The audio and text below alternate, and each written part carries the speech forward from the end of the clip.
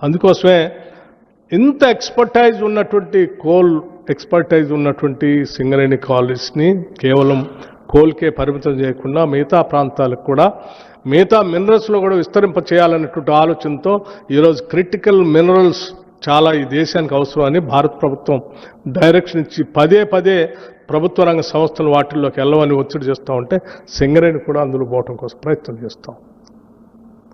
Singareni management కానీ కార్మికులు కానీ చాలా చిత్తశుద్ధితో పనిచేసుకుంటూ పోతా ఉన్నారు. ఈ ప్రభుత్వం కూడా అంతే కమిట్మెంట్తో పనిచేసుకుంటూ పోతాం.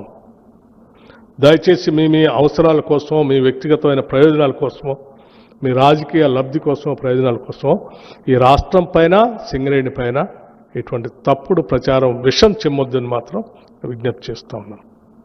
ఎస్, మీకు ఏదైనా అనుమానాలు ఉంటే my doors are always open 24 hours. Any time you can come and knock the door. దేన్నైనా ఓపెన్గా ట్రాన్స్పరెంట్గా నేను చూపించడానికి సిద్ధంగా ఉన్నాను. ఎక్కడా దాపరికాని కూడా ఏమి లేదు. ఇప్పటికైనా ఈ వాస్తవాలను గమనించి పెద్దలు రాధాకృష్ణ గారు ఇప్పటికైనా మీ మీద గౌరవం ఉంది మాకు, ఇప్పటికైనా రాసిన కథనాలన్నీ తప్పుడని వాటిని తిరిగి ప్రపంచానికి తెలంగాణ ప్రజలు తెలియజేస్తారని నేను ఆశిస్తూ ఉన్నాను. అలా జరగనప్పుడు నా పరువు ప్రతిష్టలకు భంగం కలిగేటట్టుగా 40 ఏళ్లుగా నేను పోగేసుకున్నటువంటి క్యారెక్టర్ అసాసినేషన్ చేశారు మీరు. ఇది తగదండి, మీకు ఇది తగదు. నా ప్రయాణం చాలా సుదీర్ఘమైనటువంటి ప్రయాణం ఇక్కడ రావటానికి. ఒక్క రోజులో వచ్చిన ప్రయాణం కాదు నాది. ఎన్నో కష్ట నష్టాలు కోర్చి, ఎన్నో వ్యయ ప్రయాసాలు కోర్చి, ఎన్నో ఒత్తిళ్లను తట్టుకొని నేను ఎడదాకా వచ్చాను.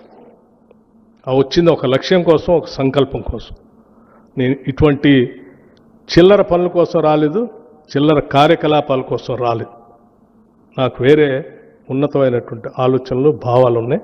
వాటిని అమలు చేసుకుంటూ పోవాలి. కాబట్టి నేను మీకు స్పష్టంగా చెప్తా ఉన్నాను, నేను పోగేసుకున్న నా వ్యక్తిత్వాన్ని నువ్వు ఒక్క రోజుతో ఒక్క కలంతో రాస్తా అంటే నేను చూస్తూ ఊరుకోవటానికి సిద్ధంగా లేదు. దయచేసి ఇప్పటికైనా మీరు, నేను వ్యక్తిగతంగా అడుగుతా ఉన్నాను, ఈ రాష్ట్ర ఉప ముఖ్యమంత్రిగా అడుగుతా ఉన్నాను మిమ్మల్ని, రాసిన దాన్ని పొరపాటని మీరు తిరిగి వాస్తవాలన్నీ ప్రచురిస్తారని ఆశిస్తా ఉన్నాను. ధన్యవాదాలు. Thank you.